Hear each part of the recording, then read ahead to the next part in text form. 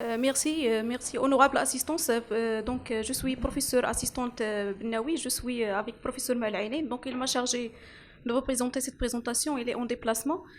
Donc, la conduite à tenir devant une asphyxie néonatale chez le nouveau-né à terme. L'asphyxie néonatale, donc, c'est une cause très importante de mortalité et de morbidité neurologique, surtout dans les pays en voie de développement. Donc, avant d'aborder le sujet, il faut tout d'abord savoir la physiopathologie de l'encéphalopathie anoxo-ischémique pour bien comprendre le traitement. Donc, l'encéphalopathie anoxo-ischémique, il se passe par deux principales phases. Donc, la première phase, c'est les premières heures après l'accouchement. Donc, il se caractérise par donc la nécrose cellulaire qui est irréversible. C'est le déficit énergétique primitif, donc d'où l'intérêt d'assurer un apport énergétique assez satisfaisant dans les premières heures. Et puis la deuxième phase, il se produit après la reperfusion, donc surtout après les 6 heures. Donc c'est une nécrose qui est cellulaire qui sera programmée et elle est irréversible. C'est cette deuxième phase qu'on doit donc comprendre pour comprendre l'intérêt de l'hypothermie. Donc on va la voir après. Donc, pour poser le diagnostic, il faut tout d'abord donc un interrogatoire qui doit être bien détaillé. Donc, l'anamnèse de l'accouchement est capitale. Donc, il faut voir l'enregistrement du rythme cardiaque fœtal. Est-ce qu'il s'agit des anomalies du rythme cardiaque fœtal? Il faut voir aussi l'aspect du liquide amniotique. Est-ce qu'il est teinté, sanglant ou bien méconial? Les anomalies obstétricales patentes. Est-ce qu'il s'agit d'une infection, d'une intoxication aiguë? Aussi l'histoire de tout ce qui est dystocie. Est-ce qu'il s'agit d'un décollement, d'un HRP, d'un choc maternel, d'une éclampsie, d'une procidence du cordon par exemple, d'une latérocidence, d'un arrachement placentaire, d'une dystocie qu'il soit dynamique ou mécanique, d'une rétention de la tête par exemple. Et il faut savoir aussi le terme de la grossesse pour savoir est-ce qu'il s'agit d'un nouveau-né à terme ou bien un nouveau-né qui est prématuré. Et pour le diagnostic, donc après la naissance, il se base surtout sur le score d'Apgar. Donc c'est le score d'Apgar qui est inférieur ou égal à 5 à la 10e minute, ou bien un nouveau-né qui va nécessiter une réanimation plus de 10 minutes après l'accouchement. Donc après l'interrogatoire, il faut classer le degré de l'encéphalopathie anoxo-ischémique. Est-ce qu'il s'agit d'un stade 1, stade 2 ou bien stade 3 de Sarnat et Sarnat? Donc le stade 1, il se caractérise par une hypervigilance apparente, une hyperexcitabilité, exagération des réflexes moraux et effets sympathiques. L'effet sympathique, c'est surtout une midriase et l'abondance des sécrétions bronchiques.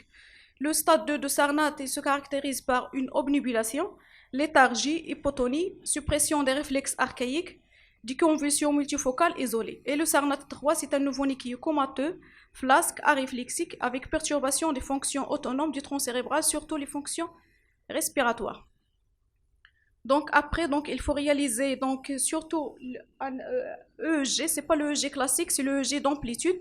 C'est un EEG qui se caractérise par seulement 3 électrodes qu'on peut mettre facilement dans le service pour surveiller l'encéphalopathie anoxo-ischémique pendant les 6 premières heures après la naissance et pendant au moins 30 minutes. Donc le tracé, on peut avoir un tracé qui est normal.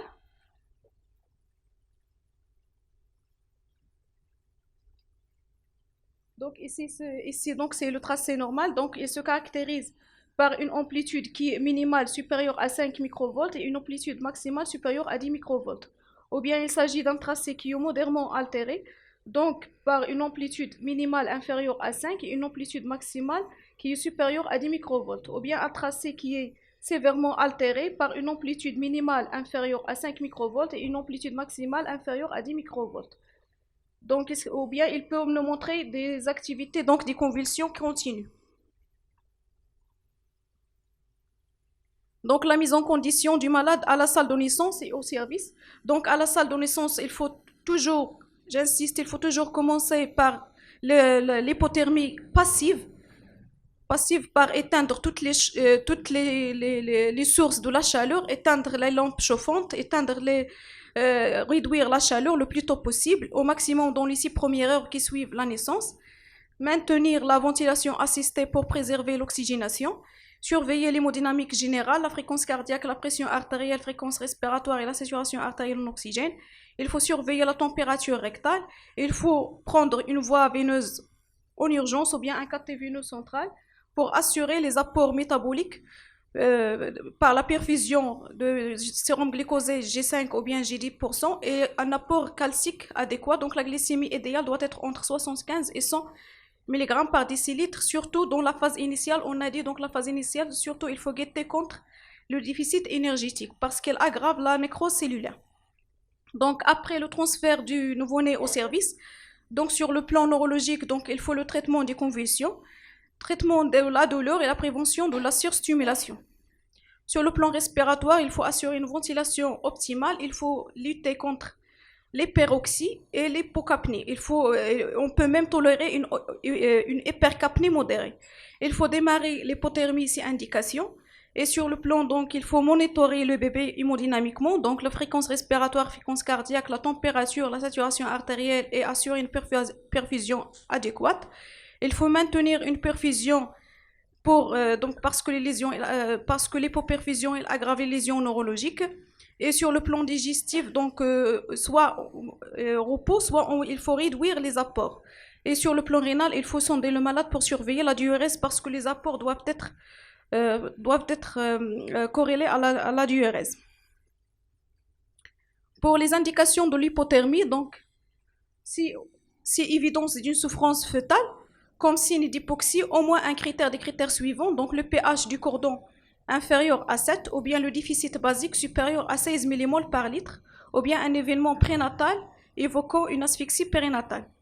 Ou bien donc les critères B, donc évidence d'une souffrance néonatale comme un signe d'hypoxie, au moins un critère, le score d'Apgar qui est inférieur à 5 à la 10e minute, ou bien la première gazométrie qui doit être réalisée dans l'heure qui suit l'accouchement, avec un pH qui est inférieur à 7, ou bien le déficit en base qui est supérieur à 16 mmol par litre. La présence d'une apnée secondaire, donc la ventilation postnatale supérieure à 10 minutes. Ou bien l'évidence d'une encéphalopathie hypoxo-ischémique, au moins un critère parmi les suivants, encéphalopathie anoxo-ischémique modérée à sévère selon le SARNAT, SARNAT 2 ou bien SARNAT 3, des convulsions cérébrales ou bien un score Thompson qui est supérieur à 6. Ou bien un tracé de CFM, l'EEG d'amplitude, réalisé pendant au moins 20 minutes qui montre un tracé qui est sévèrement anormal ou bien modérément anormal ou bien des convulsions objectivées. Et pour les modalités de l'hypothermie, donc le début du traitement c'est avant donc 6 heures post-événement primaire. Pourquoi? Parce qu'on a dit donc il faut agir sur la mort cellulaire qui est réversible avant les 6 heures. Et l'hypothermie, donc, il permet de réduire les radicaux libres, il permet de réduire l'effet cétotoxique et il améliore le métabolisme cellulaire, donc il améliore le métabolisme de 5 à 7% pour chaque degré qui est diminué. Et donc, par conséquent, il va diminuer l'étendue et la sévérité des lésions de l'asphyxie périnatale. S'il est réalisé avant 6 heures post-événement. Et la durée de l'application au moins 62 heures. Et la profondeur de l'hypothermie, il faut garder la température entre 33 et 34. Donc on fait donc un monitorage de la température rectale. Et la population cible, c'est surtout le SARNAT, les malades SARNAT 2 et SARNAT 3. Et pour l'hypothermie, donc on a 3 phases. Donc la première phase, c'est le refroidissement jusqu'à la température souhaitée. Ici, donc il faut le faire le plus rapidement possible. L'idéal, c'est le faire dans les premières 30 minutes. Et puis la deuxième phase, c'est le maintien de l'hypothermie pendant 62 heures, donc entre 33 et 34. Et le réchauffement après 62 heures qui doit être ici progressif, donc on diminue de 0,2 à 0,5 degrés par heure jusqu'à la température normale pendant en moyenne 8 heures. Donc pour les convulsions, donc si le malade présente des convulsions, il faut un traitement symptomatique. Donc le premier geste, c'est donc arrêt de la crise par les benzodiazépines. On utilise l'hypnovel par 0,1 mg par kilo en intraveineux, en bolus, ou bien 0,4 mg par kilo en intrarectal. Donc le deuxième geste, c'est le traitement stabilisateur des neurones. Donc commencer par le phénobarbital, dose de charge 15 à 20 mg par kilo par jour. donc en 30 à 60 minutes, puis la dose d'entretien après 24 heures, 12 à 24 heures après. Et le troisième, donc si le malade présente un état de mal convulsif, bien sûr, on va l'intuber, intubation, ventilation assistée avec la sédation. La sédation, on utilise, nous au service, donc on utilise le midazolam, on utilise 60 gamma par kilo par minute. On peut aller jusqu'à 100 gamma par kilo par minute. Si le malade, donc les convulsions qui ne vont pas cesser, donc on va augmenter le palier, on va le sédater par la fentanyl.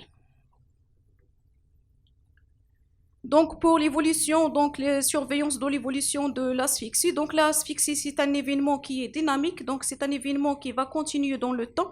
Donc on le suit donc par le score Thompson. Donc le score Thompson, c'est un score qui contient 9 items qu'on surveille. Le score Thompson doit être quotidien. Un score Thompson supérieur à 15, il est corrélé à un grand taux de mortalité et de morbidité neurologique. Et pour l'imagerie, donc on utilise donc l'échographie transfontanillaire. Il faut la faire le premier jour, le troisième, le septième, J14 et à J21. Donc le TF, il peut nous montrer, donc le premier jour surtout, il peut nous montrer un odème cérébral. Au cours de l'évolution, on aura la régression de l'odème cérébral avec l'apparition d'autres anomalies, par exemple la dilatation ventriculaire. Aussi, il peut nous montrer les accidents associés à l'asphyxie, par exemple les hémorragies cérébrales, si l'accouchement était dystocique. Aussi, on peut donc surveiller par l'IRM. Donc l'IRM surtout, on a l'IRM conventionné et on a l'IRM de diffusion et on a l'IRM par spectroscopie à résonance magnétique. Les premiers jours, l'IRM conventionnel, généralement, il ne va pas nous montrer grand-chose parce qu'il y a l'odème cytotoxique qui ne va pas donc nous montrer la différence entre tout ce qui est structuré. Donc on utilise l'imagerie de diffusion et la spectroscopie par résonance magnétique les premières 24 heures. La spectroscopie surtout pour éliminer tout ce qui est diagnostic différentiel, les maladies métaboliques. Et l'IRM conventionnel, il est préférable de la faire après J7 parce qu'il va nous donner un bilan lésionnel qui est complet. Donc ici, c'est un arbre décisionnel donc, qui résume tout. Donc, les facteurs de risque de l'encéphalopathie anoxo-ischémique, l'anamnèse positive qui doit être capitale et détaillée. La mise en condition à la salle d'accouchement, donc toujours il faut l'hypothermie, on commence l'hypothermie passive avant de transférer le malade au service, donc par éteindre les lampes chauffantes le plus tôt possible. Il faut surveiller l'hémodynamique, surveiller la température rectale. Si par exemple on veut transférer un malade vers une autre structure, toujours il faut surveiller la température rectale, il faut la garder entre 35 et 36 en attendant donc le transférer dans un autre service de réanimation. Il faut maintenir la ventilation assistée pour préserver l'oxygénation. Il faut guetter contre les peroxydes parce que le risque c'est la libération des radicaux libres qui sont secondaires à l'oxygène et au monoxyde d'azote. Il faut toujours prendre une voie veineuse en urgence et il faut assurer des apports métaboliques adéquats pour guetter contre la nécrose cellulaire dans la phase initiale. Donc après, il faut classer le degré de l'encéphalopathie anoxo-ischémique. Soit il n'y a pas d'asphyxie, soit on a asphyxie Sarnat 1, Sarnat 2 et Sarnat 3. Dans tous les cas, on fait le jet d'amplitude. Pourquoi dans le Sarnat 1 aussi? Parce qu'il y a des Sarnat 1 qui peuvent présenter des convulsions infracliniques. Donc, on réalise le jet d'amplitude. Donc, c'est anomalie, il faut démarrer l'hypothermie. Ce n'est pas de contre-indication pendant 62 heures. On a des convulsions, il faut donc clinique ou électrique, il faut un traitement anticonvulsivant. Et si on a un coma, donc il faut intubation, ventilation assistée et viser la normo ou bien l'hypercapnie modérée. Et l'encéphalopathie, elle est dynamique, il faut toujours évaluer le degré de l'évolution par le score Thompson qui doit être quotidien et le TF pour évaluer le degré de l'atteinte lésionnelle et l'IRM HG7 de vie. Et je vous remercie.